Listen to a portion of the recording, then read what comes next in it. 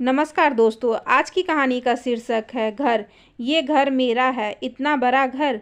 राम, तुम सच में बहुत अच्छे हो, मैंने कहा, और तुमने मेरे लिए नया घर खरीद लिया। रेखा रेखा कहकर राम ने उसे जगाया तो रेखा की नींद खुली। ओहो, ये तो सपना था। अपना घर सपने में ही आता है। काश मुझे मेरे सपनों का घर मिल जाए। रेखा और राम की शादी को 10 वर्ष बीत गए थे। रेखा अपने पापा के जिस घर में रहती थी वह उनका अपना घर था। बचपन से उसका अपना कमरा था, उसमें सिर्फ उसके ही सामान रहता था। वह उसे अपने तरीके से सजाती थी। जब रेखा बड़ी हुई तो उसे उसकी शादी राम से हो गई। राम का घर गांव में था और उसकी नौकरी शहर में थी। वह रेखा को लेकर शहर आ गया। यहाँ उन्हें 1 BHK फ्लैट में रहना पड़ा। गांव में सास ससुर की उम्र भी हो चली थी। राम दोनों को गांव से शहर ले आया, फिर उन्होंने 2 BHK फ्लैट ले लिया। कुछ सालों में दोनों के 2 बच्चे हो गए। एक कमरा रेखा की सास का था और दूसरा उनका, पर उसमें बच्चों के भी सामान रहते थे। रिश्तेदार का भी आना जाना लगा रहता था। राम की इतनी सैलरी नहीं थी कि वह 3 कमरों का घर ले सके, क्योंकि घर परिवार बच्चों के खर्च ही पूरे नहीं हो पाते थे। साथ ही घर की EMI भी देना मुश्किल था, जिसे रेखा अब वह अपना बड़ा घर लेना चाहती थी। घर बार बार तो लेना नहीं होता है। किराए के घर में रहकर बार बार घर बदलने से वह अब परेशान हो चुकी थी।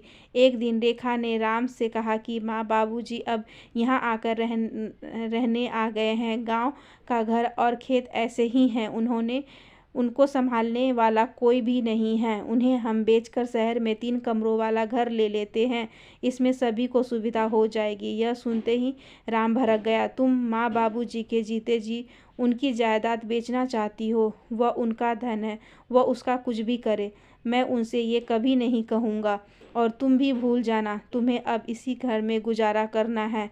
रेखा का चेहरा उतर गया। घर में अब खामोशी सी रहने लगी। राम की माँ ने एक दिन पूछा, बहू, आजकल तुम इतनी उदास क्यों रहती हो?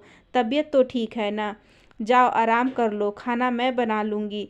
माँ जी, ऐसी कोई बात नहीं है। अभी रेखा नज़रें चुराते हुए बोली। रेखा और उसकी सास के बीच में अच्छा रिश्ता था। दोनों एक दूसरे की दुख तकलीफ समझती थी।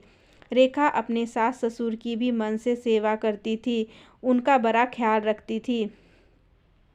जब उन्होंने जोर देकर कहा तो रेखा ने सब बता दिया। वह 3 कमरों का घर लेना चाहती है, पर राम आप लोगों से बात करने से को तैयार नहीं है। अगली सुबह राम को कहती है, राम, हम गांव का घर और खेत बेच देते हैं और यहाँ बड़ा 3 कमरों वाला घर ले लेते हैं। माँ को हमारे पुरखों की निशानी है, पर हमारे बच्चे तो दुखी पा रहे हैं ना। पुरखों का सम्मान हम मन से करते रहेंगे, पर अपनी बहू की तकलीफ भी तो नहीं देख सकते। राम कहता है, माँ, यह तो कुछ भी सोच लेती है। हम जीते जी पुरखों की निशानी नहीं बेचेंगे बेटा। रेखा ठीक तो कह रही है। रेखा का इस घर पर और इस घर के फैसले पर पूरा अधिकार है। वह उस घर की लक्ष्मी है, हमारी अन्नपूर्णा है। हम इसे इस तरह इच्छाओं को मारते हुए नहीं देख सकते हैं। फिर इसमें हम सबकी भलाई है, सभी अच्छे से रह पाएंगे। हम गांव अब जाएंगे भी नहीं। हमें तो तुम सबके साथ रहना है। जहां परिवार खुश रहता है वहां पुरखों की आत्मा को वैसे ही शांति मिल जाती है। माँ बाबूजी ने गांव का घर और खेत बेच दिया, उससे अच्छा पैसा आ गया। बाबूजी ने कहा कि फ्लैट तुम्हारी माँ के नाम ले लेंगे। इससे राम और रेखा को कोई आपत्ति नहीं थी, क्योंकि पूरा पैसा बाबूजी दे रहे थे। पर माँ ने कहा कि फ्लैट अपनी बहू रेखा के नाम से लेंगी। माँ का कहना था कि घर तो बहू से ही बनता है, घर बहू के नाम से ही लेंगे। बहू घर की आत्मा होती है, उसे लगना चाहिए कि वह अपने ही घर में रह रही है। अपनी सास की मुंह से यह बात सुनकर विशाखा हैरान रह गई। आखिरकार 3 कमरों का फ्लैट रेखा के नाम से ले लिया गया।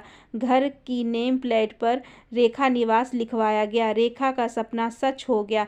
रेखा यह सोचकर खुश थी कि मायके में एक कमरा उसके नाम था, पर ससुराल में तो पूरा घर ही उसके अपने नाम पर मिल गया। आशा करती हूँ कि ये कहानी आपको अच्छी लगी होगी। अगर अच्छी लगी हो तो please like share and subscribe करें। धन्यवाद।